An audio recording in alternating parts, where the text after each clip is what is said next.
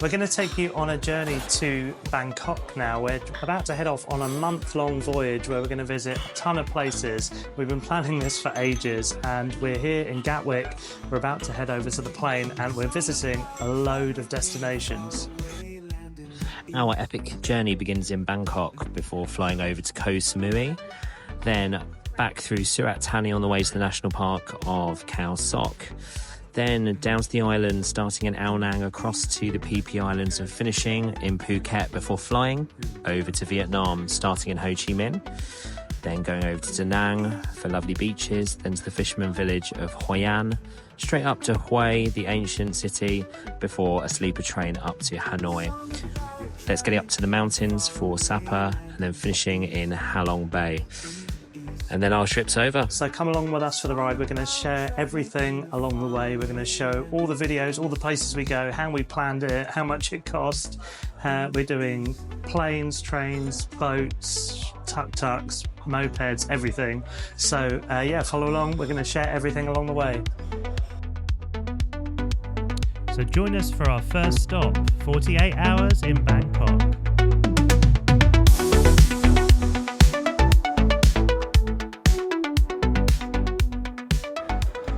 After an amazing flight from Gatwick, we landed here in Bangkok and headed straight to our hotel before heading out to explore what was nearby.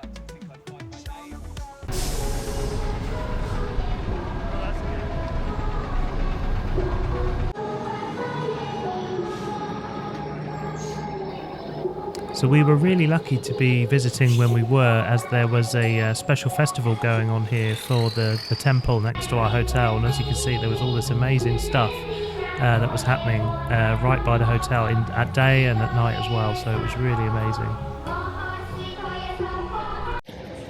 So this is Khao San Road where we were actually last night, which was so crazy it was almost unbearable. I think it was unbearable.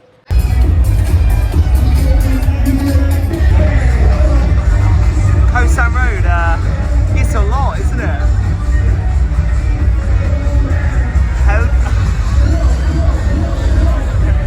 There was lots of people shouting, you couldn't hear anything, and people offering you things every 5 seconds. I mean, I say that as someone's coming towards us with scorpions. Yeah, there were millions of scorpion lollipops. It was just too much to deal with. But today, if you come here in the day, it's actually really nice. Yeah, big market, lots to see. Very chilled. I mean, there's still a lot of the sales stuff, but it's way more kind of relaxed than at night. It's just so loud. And this just gives you a bit of a feel for all the markets around Khao San Road. We explored this area for ages and there's just so much to see and do. We picked up a few elephant pants and shirts and stuff and everything was just great. It's just so much to explore.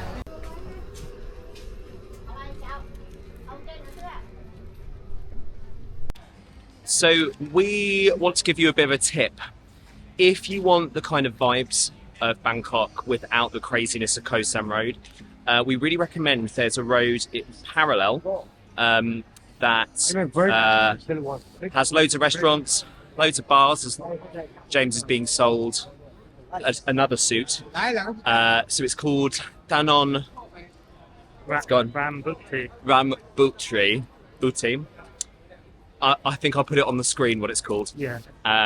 And it's just a really nice street, lots of trees, lots of bars, lots of Thai massage places as well. Slightly less loud, crazy music than Khao San Road, even though it's next door.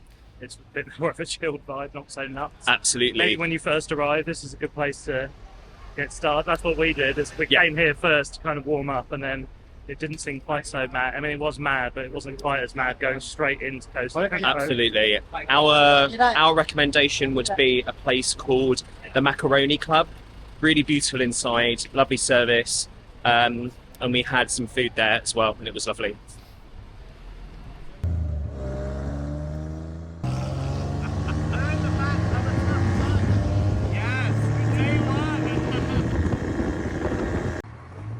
Looks like we were quite enjoying that, but to be serious, an absolute highlight of the city is getting in a tuk-tuk. It's the best way to see it, not as scary as people might think, and completely reasonable. The price is negotiable. It costs us about £5 to get across the city. A must. It's day 2 in Bangkok, and we're fast realising that this is a massive city and that there's only one real way of seeing a lot of it, and that's on the river. So we got a taxi past many a temple over to the Icon 2 shopping centre, which we realised we hadn't travelled all the way across the world to go shopping, but it was the best way of getting on a cruise.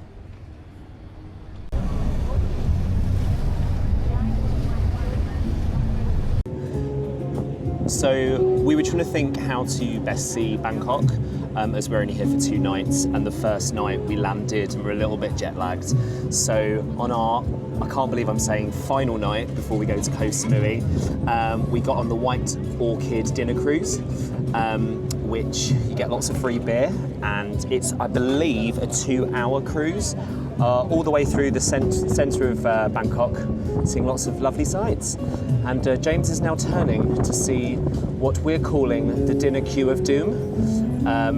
You do get food on this buffet, I do love a buffet, but there is something as a tourist about anxiety of a buffet, where there's just lots of people pushing in, and we're good. We have Chang, so life is good. Cheers, James.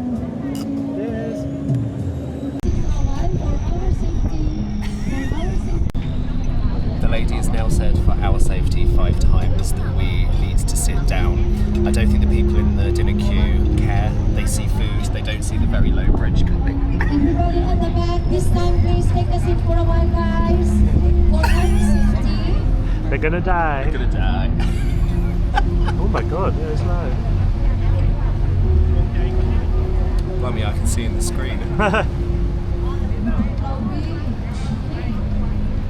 the second bridge. So ladies and gentlemen, this time please take a seat for a while. Everybody at the back, please.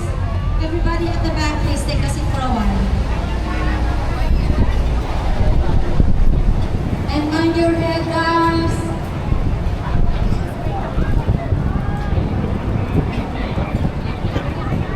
To those who are standing at the back, please. Ladies, enjoy. So, if you've looked into these cruises, we kind of were struggling to decide what kind to do, because you can get the very small ones that go through the kind of canals, where it's like 8 people. But in the end, we decided to do this one, which is much bigger, but it goes up and down the river. It takes about 2.5 hours. You get dinner, unlimited beer, which is awesome. There's like entertainment with singing and karaoke. It's on 2 floors, the boat. So I think if you can, try and sit upstairs. We were originally put downstairs, but then we asked to come upstairs and they said it was fine. And it is really way better upstairs, so if you can. And it's I think it's about 25 quid all in, which included, you know, obviously the cruise for 2.5 hours, drinks, food, entertainment. It is pretty good. So, I mean, I think we might check out the other boats as well, the ones that do the smaller ones. But this is really fun. Like, you get to go under these bridges, and some of them are really low, which is like really like crazy when people don't sit down.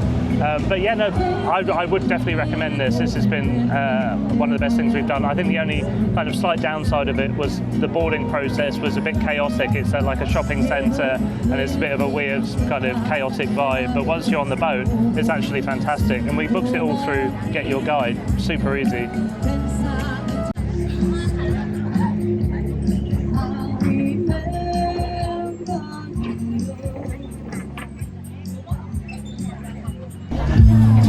Oh, well, I thought we were about to have some techno, literally as you press go, but I think she wasn't having any of it.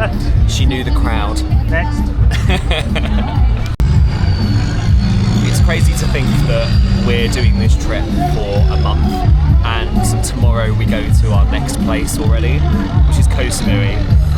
Bangkok is such a melting pot of very different cultural things. I love that it still harnesses the old. I mean, it was kind of an assault on the senses when we got on this boat, because we saw the complete opposite to that, which was the commercial hub, the big shopping centres that Southeast Asia are known for. And I feel quite lucky that we're staying more in the old town. We've had some really great classic food. We experienced Khao San Road because you have to. and I'm just looking forward to going on a beach very soon and chilling on Koh Samui at the Crystal Bay Yacht Club, which we'll tell you more about when we're there.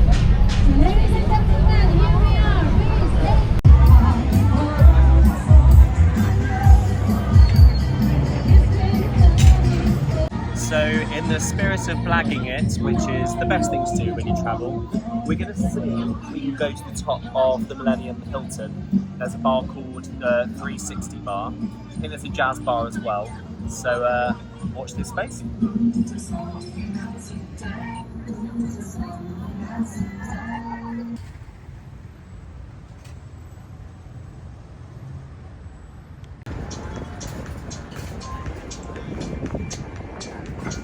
But yeah, you can feel a real draft coming. Hello. When going to Bangkok, you see a lot about rooftop bars because there are so many hotel skyscrapers. And when doing your research, a lot of them make you pay for a minimum spend. I saw one that was about 880 baht each. Yes, you get some drinks. But we, just coming off of our cruise, went straight to the Hilton Millennium Hotel just up the road, got straight in a lift, came straight up.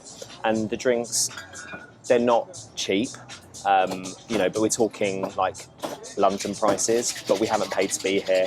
The view is stunning and the drinks are absolutely fantastic. It's a really nice vibe. So that's our top tip. Have a look at your rooftop bars, but we recommend the Hilton Millennium Hotel. And just like that, it was our final night in Bangkok.